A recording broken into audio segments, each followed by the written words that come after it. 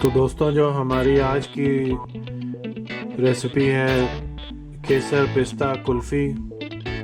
इसके लिए हमें जो इंग्रेडिएंट्स की ज़रूरत है वो उस पर एक नज़र मार लेते हैं। तो हमने ली है थोड़ी सी छोटी इलायची हरी वाली, उसको पीस लिया है।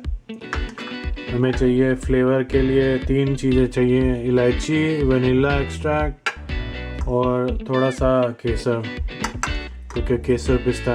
थोड़ा सा हमने पिस्ताशियो के छोटे छोटे स्लाइसेस कर लिए टुकड़े, और थोड़ा सा काजू।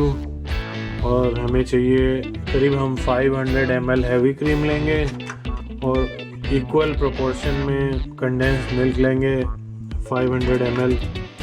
और इसके अलावा दोस्तों, हमको थोड़ा सा फुल क्रीम दूध चाहिए जिसमें छोटी इलायची और केसर को बॉईल करेंगे। तो ये जो दूध में इलायची और केसर को बॉईल करना है, यही सबसे इम्पोर्टेंट स्टेप है। इसी से सारा उसका फ्लेवर आता है। बहुत सारे लोग इलायची कम डालते हैं या उसका फ्लेवर नहीं आता, वो इसीलिए क्योंकि अगर डालते भी हैं तो उसको अच्छी तरह से बॉईल नहीं करते। उसका फ्लेवर तभी आता है जब दूध में या किसी चीज़ में बॉईल करके उसको डालिए। तो हम पहले इलायची को और केसर को बॉईल कर लेंगे, और जब तक वो ठंडा होगा तो जो ये हैवी क्रीम है, हैवी विपिंग क्रीम, इसको थोड़ा विप कर लेंगे और इसमें फिर कंडेंस मिल्क मिला देंगे और थोड़ा सा वनीला एसेंस मिला देंगे। तो दोस्तों, ये वाली रेसिपी से कुल्फ़ी बहुत ही टेस्टी बनती है। विपिंग क्रीम का भी मैं बताऊंगा कि कितनी देर उसको विप करना है। तो चलिए शुरू करते हैं। तो दोस्तों, पैन में थोड़ा सा दूध डाल दिया है। अब इसमें इलायची पाउडर डाल देते हैं और दोस्तों ये केसर भी डाल देते हैं। तो इसको थोड़ा सा बॉयल हो जाने देंगे और उसके बाद में इसको उसमें मिक्स कर लेंगे विपिंग क्रीम में। तो दोस्तों, ये बड़ी अच्छी तरह से इलायची और केसर में बॉईल हो गया है दूध। तो अब इसको ठंडा होने देते हैं और फिर हैवी क्रीम को विपिंग स्टार्ट करते हैं।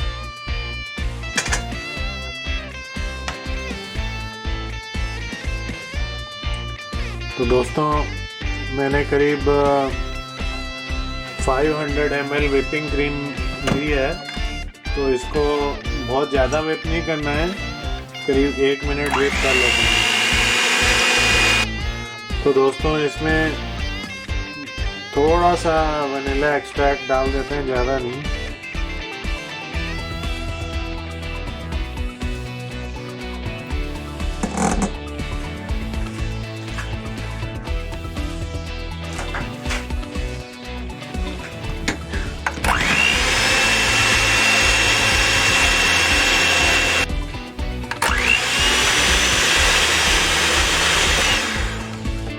तो दोस्तों, अब ये थोड़ा इसका टेक्सचर विपिंग क्रीम का थिक हो गया है।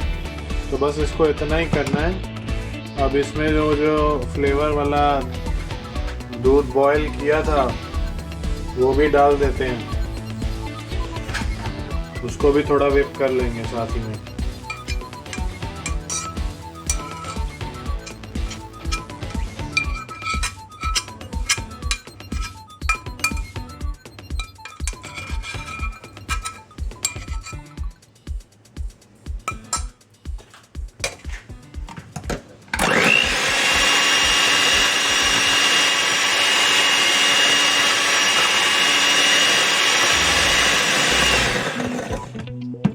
अब दोस्तों, इसमें जो कंडेंस्ड मिल्क है उसको भी मिक्स कर लेते हैं।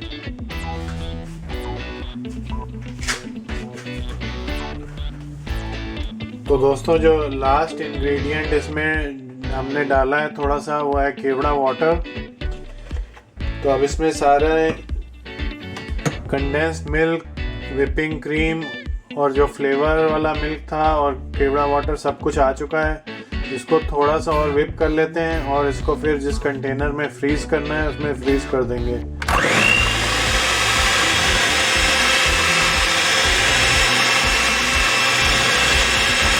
इसकी बहुत ही अच्छी खुशबू आ रही है। तो देखिए दोस्तों, कितना उसका रिच टेक्सचर हो गया है। तो आप इसको कंटेनर में डाल के फ्रीज कर देते हैं। तो दोस्तों एक इसमें थोड़ा फ्रीज कर देते हैं। इसको खाली आप उसमें ट्रांसफ़र कर दीजिए, ऊपर से जो पिस्ता वगैरह डालना है वो डाल दीजिए और इसको करीब ओवरनाइट तो रखना ही पड़ेगा। तो दोस्तों आपको जिस भी कंटेनर में डाल के फ्रीज़ करना है उसमें डाल दीजिए और इसके ऊपर जो ड्राई फ्रूट वगैरह डालना है वो डाल दीजिए और इसको फ्रीज़ कर देते हैं। दोस्तों इसके ऊपर थोड़ा सा पिस्ताशियो, थोड़ा काजू,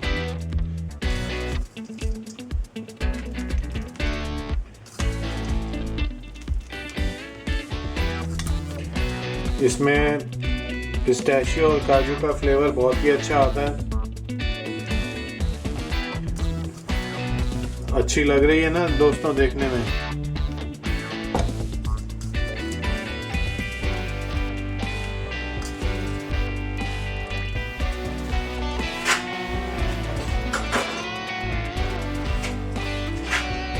थोड़ा सा काजू भी डाल देते हैं।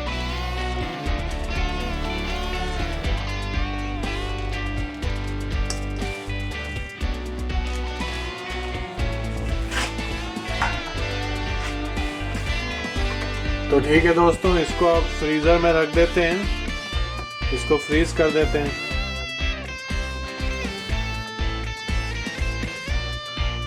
तो दोस्तों कुल्फ़ी को फ्रीज़ किए हुए करीब 16 घंटे हो गए हैं।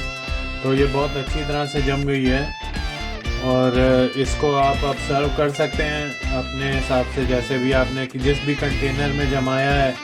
अगर आपने कुल्फ़ी के साइज़ के छोटे कंटेनर्स में जमाया है तो एज़ इट इज़ उसको सर्व कर दीजिए, और अगर इसी तरह के किसी बड़े कंटेनर में जमाया है तो उसको उसके जितना भी आपको सर्व करना है उसको काट के, ये देखिए कितनी आसानी से 16 घंटे बाद कितनी क्रीमी जम गई है। तो दोस्तों इसको ऐसे निकाल के किसी प्लेट में सर्व करते हैं।